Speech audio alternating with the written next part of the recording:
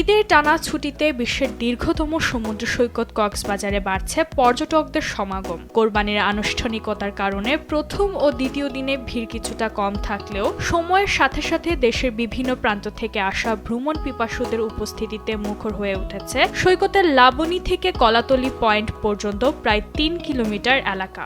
এই ফিলিংসটা ভাষায় প্রকাশ করা যাবে না। সমুদ্রের যে ঢেউ, সেই ঢেউটা তো মানে অপলক দৃষ্টিতে তাকিয়ে থাকতে মনে চায়। এখানে যদি ঘন্টার পর ঘন্টা বসে থাকা হয়, মনে হয় না যে আমি এখান থেকে উঠে চলে যাই। আসলে পারিবারিক ব্যস্ততার কারণে বিনোদনের প্রয়োজন হয়। বিনোদনের জন্য আমরা কক্সবাজার ছুটে আসি। আজকে ভিড়টা অনেক কম, কালকে থেকে দেখবেন হয়তো ভিড় বাড়বে।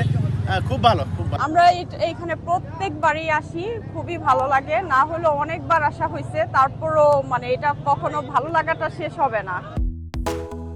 যান্ত্রিক জীবনের অবসাদ কাটাতে আসা এসব পর্যটকদের কেউ বিচ বাইকে, কেউ ঘোড়ায়, কেউ বা আবার সময় কাটাচ্ছেন জেট স্কিতে চড়ে। অনেকে মোবাইল ও ক্যামেরায় ছবি তোলার পাশাপাশি সৈকতের কিটকটে বসে কাটাচ্ছেন সময়। তবে ঘুরতে আসা পর্যটকদের বড় একটি অংশকে দেখা গেছে সাগরে নেমে সময় উপভোগ করতে। অন্য সব ঈদের থেকে এবার ঈদটা অবশ্য অন্যরকম ছিল। আর আমি প্রথম এসেছি, তো খুবই ভালো লাগলো। সাগরের ঢেউ গর্জন এবার আসলে খুব ভালো লাগছে।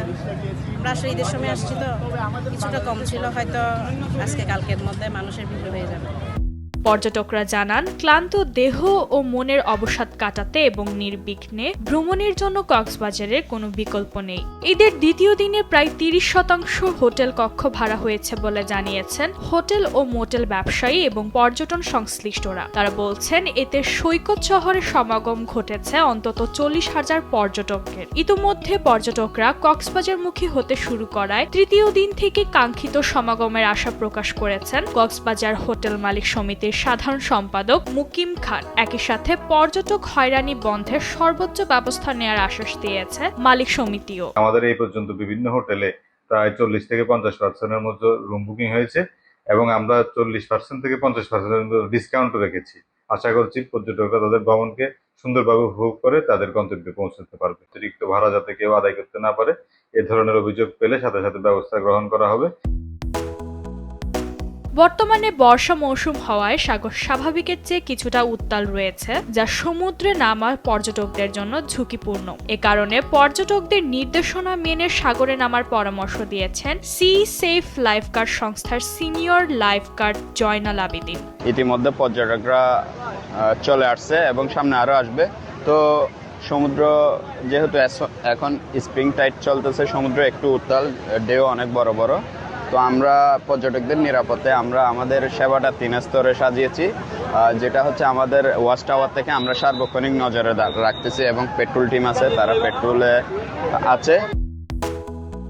এছাড়া আগত পর্যটকদের নিরাপত্তা নিশ্চিত করতে এবং যে কোনো ধরনের হয়রানি রোধে সৈকত ও আশেপাশের এলাকায় সার্বিক ব্যবস্থা নেওয়ার কথা জানিয়েছেন ট্যুরিস্ট পুলিশের উপপরিদর্শক মনিরুল ইসলাম। সার্বিক নিরাপত্তার জন্য আমরা প্রস্তুত। যে কোনো সমস্যা হলে আমরা তাৎক্ষণিকভাবে সহযোগিতার জন্য প্রস্তুত আছি। মূল সমুদ্র সৈকতের পাশাপাশি কক্সবাজারের মেরিন ড্রাইভ, হিমছড়ি ঝর্ণা, ইনানি ও পাটুয়ার টেকের পাথরের সৈকতেও ভিড় করছেন পর্যটকরা। এছাড়া ডুলাহাজারা বঙ্গবন্ধু সাফারি পার্ক, রামুর বৌদ্ধবিহার, মহেশখালীর আদিনাথ মন্দির এবং শহরের বার্মিজ মার্কেট সহ জেলার সবকটি বিনোদন কেন্দ্রই এখন ভ্রমণ পিপাসুদের পদচারণায় মুখর। নিউজ ডেস্ক, দেশ টিভি।